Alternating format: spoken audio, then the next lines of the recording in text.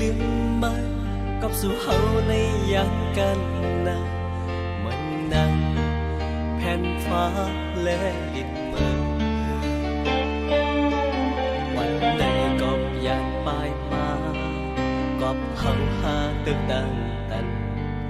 กูจังเอานางมาตุกข้าจองสิแต่งเสห้องกว้างมาข้านางน้องยินหูถึงว่าหูจัง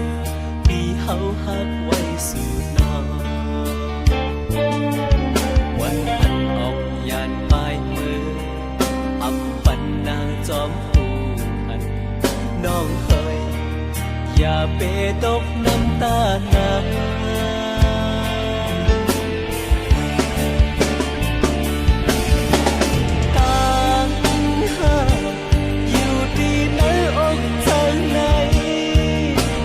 ปัญหาได้สืบหักน้องไว้ก็อยู่ก็นั่งได้หอมเสือจอบน้องอำไลก็เปิดปีเป็นก้นตุกข้าผ่านในดึงเป็ดใจเสีย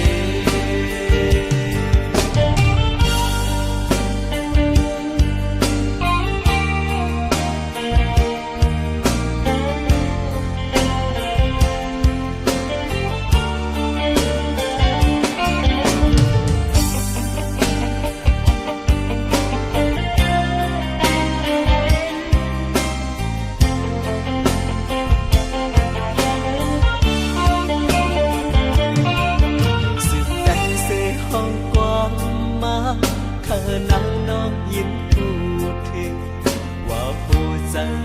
ที่เฮาหักไว้สู่น้องวันอันออกยานปลายมือ